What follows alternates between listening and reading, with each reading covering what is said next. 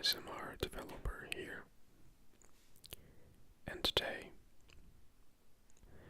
we are going to talk about object-oriented programming concepts. So, what are those concepts? The first one is inheritance. By the way, I am using a mechanical keyboard with Cherry MX brown switches. I've been using blue and green switches, but some people complained, so I decided to use my other keyboard, and that has brown switches. The second one is polymorphism. And the third one is composition. Fourth one is aggregation. Fifth one, I don't exactly remember everything. I mean, I know a lot of things about object-oriented programming since I have been programming in OOP for many years, but sometimes you just forget when you try to explain it to someone else. At least you forget the concepts. Okay, so let's go ahead and start with inheritance.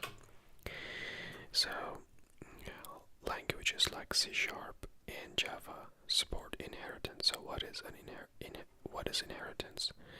It simply means you inherit members from other classes or interfaces. So what is a class? Let's go ahead and define one, and that is basically a blueprint for an object.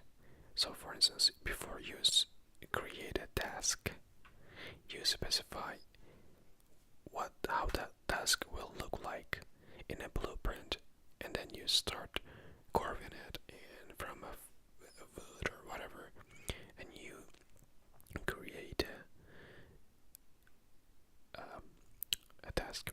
So let's go ahead, and I assume that you have some sort of a familiarity with at least some programming language, so that what I'm going to use, the code I'm gonna write here, should not be unfamiliar to you, otherwise you don't really understand what I explain here. So let's go ahead and define a class. Let's assume it is an animal class, okay? And I can have, let's say, public. I'm using C# by the way. I don't exactly I'm just making up these examples, so they may not be looking good, so bear with me. So string, or let's say age. Actually, I'm gonna use person.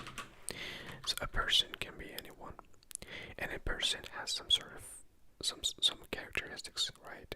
It has a name, and actually it is first name, and it usually has a last name, right? And it has an age, and I guess it's pretty much all. So I'm gonna go define another one, and as you see, an employee is still a person, but it is a more specific type of person. It is an employee. So I can say string first name, right? And I can redefine first name, last name, and age, because an employee has those information as well. But I don't like it because it takes time and it's not maintainable. Why? What if you have another class in your system, and that is customers or customer? A customer is still a human, a person that has first name, last name, so on. But as you see, you keep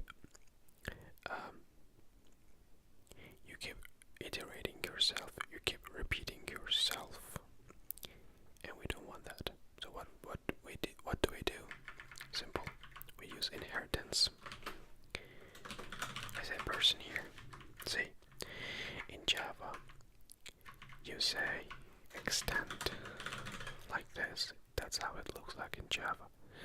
You simply say employee extends what?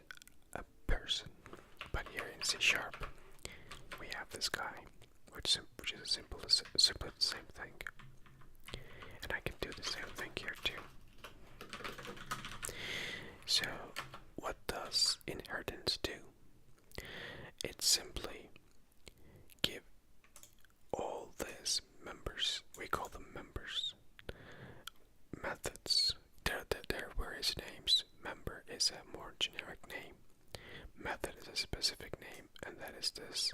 Sorry, these are properties. So members, a member can be a property, a method, an instance of field, public instance of field, so on. So by saying this, you say I'm inheriting all of the items except for private, public or protected items, members, from person into employee, so that I can easily access those first name, last name in employee when I create an employee class or object. Let's try that. I'm just gonna add another method here. Let's say do something. And don't ever use a method name like this. It is horrible. But never mind. I'm just gonna say employee here. New employee. Okay. Now employee, and you're supposed to see, of course, this is not a proper class structure. I mean, I was just playing, I just created a file, but now you are able to say first name and some more. You're able to do all of these, and you will not get any. You will not get any compile time exceptions. Everything will go smoothly. Okay. So the other item. So that's that. But of course you can inherit from other things, such as interfaces. So an interface looks like this, and you would say,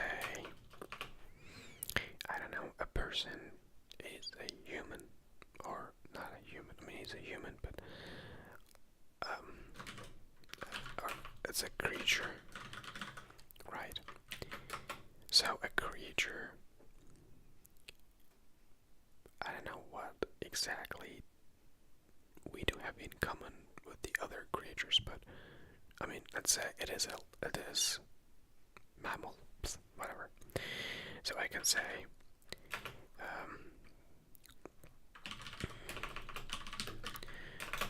is mammal. And now an employee can inherit this guy. Keep in mind, languages like C# and Java only allow one class inheritance. The rest of it must be interfaces. So you cannot, let's say, you cannot do this. Yeah, the person too must be an interface. It may not be a class. Otherwise, you will have a compile time exception. I'm just gonna delete that. Okay, this is that. It's basically this. This is the inheritance. Of course, you can inherit from. So you can do this. I mean, you can inherit from simply anything. I mean, not exactly anything, but a lot of things, unless a class is sealed. If you do this, that means this is the end of the chain. You cannot inherit from employee. It is the last class. It's sealed. It's final in Java. You say final. So you can have like multiple levels of inheritance. Of course, it is not as easy as here as much as easy as I described, but it is nevertheless still easy to understand. Alright, so inheritance leads us to another concept, and that is called polymorphism. Polymorphism means multiple faces, I guess. That means you can have multiple faces. And why it's important? It's important because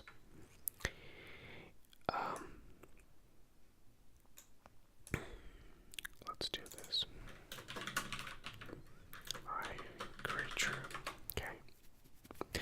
Of course, when you inherit that, you have to do this.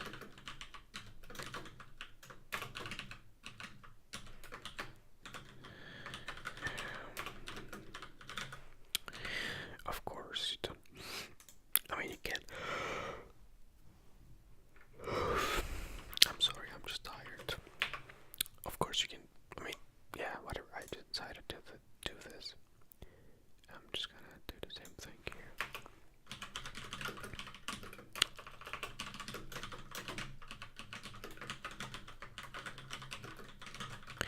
I don't know. Let's say a customer is not a mammal.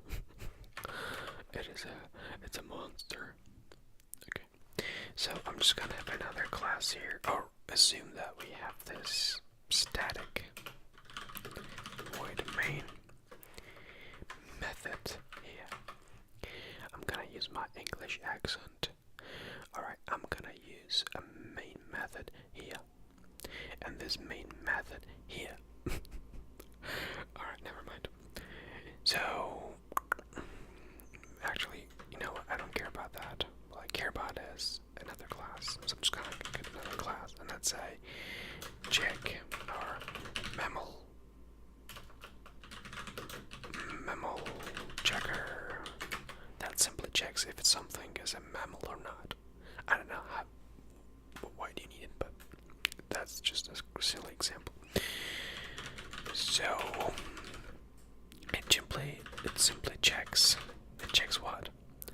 Right. So you know, one way to do that is to accept employee, right? And employee, great. And you simply say, you know, employee is mammal.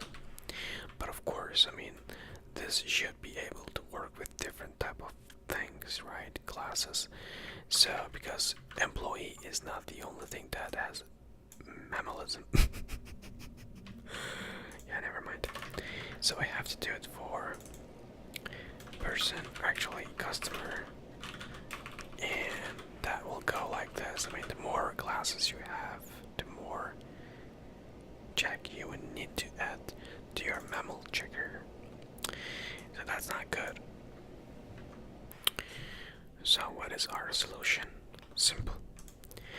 All we have to do is to use polymorphism, and that is this. And of course, let's give it a better name now. Creature. And that is creature. So, as you see, I'm saying that I am expecting anything that is simply a creature. So a creature, as you see, it may have multiple faces. It might be an employee, it might be a customer, it might be an animal, it might be a human, whatever. It can be anything as long as that anything implements a creature interface. So as you see, that simplified my code a lot and made it more maintainable. That's the idea. And as you see, it is a very easy but very important addition to the object-oriented programming.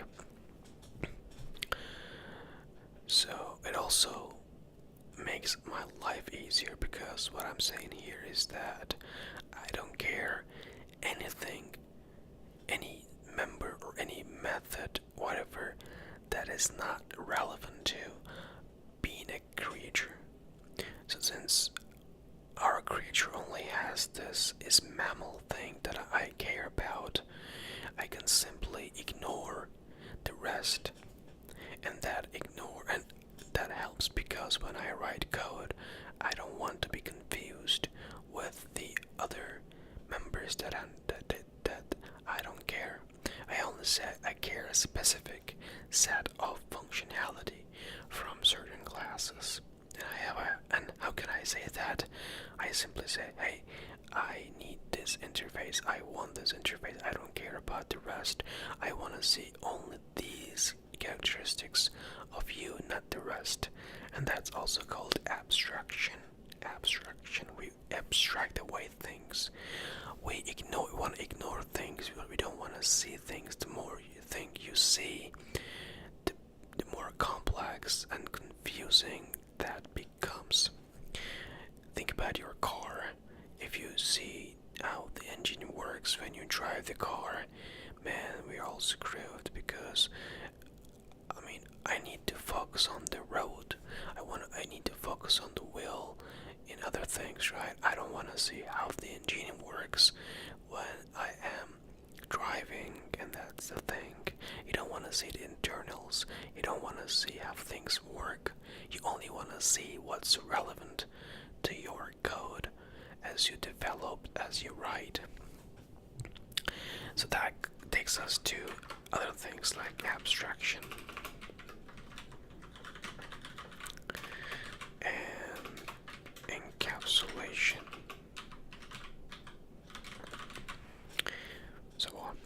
So I already talked about abstraction. What is encapsulation? Simple. So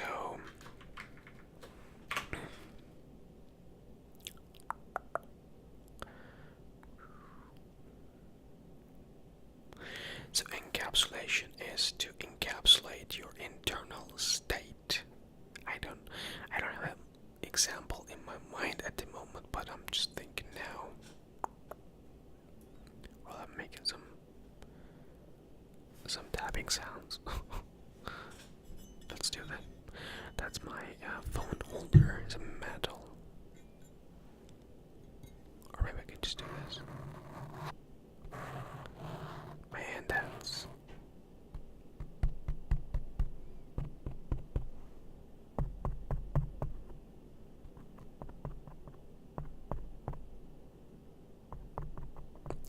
Okay, that was pretty much all. Because I know you guys want to hear my keyboard and how that sounds like. So simple picking. Usually we do this. Let's say string name and public string first name. Let's do this.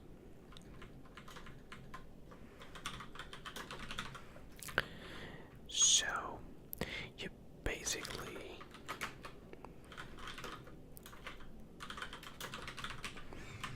that's one of the encapsulations. There are so many ways you can encapsulate the state of an object, but this is one way, and that is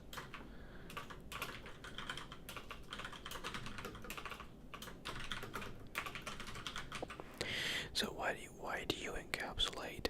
Because you don't want other people to mess up with your internal state. And what is internal state? For instance, first name, the value, the first name instance field stores is a part of internal state of mammal checker object. So let's imagine that in the future, when you need to how would you for instance, like if you need to make sure that you only accept certain flags in your first name. Like, let's say you don't accept any @, right? By doing this, by encapsulating it, you can say this. If actually, let's do this.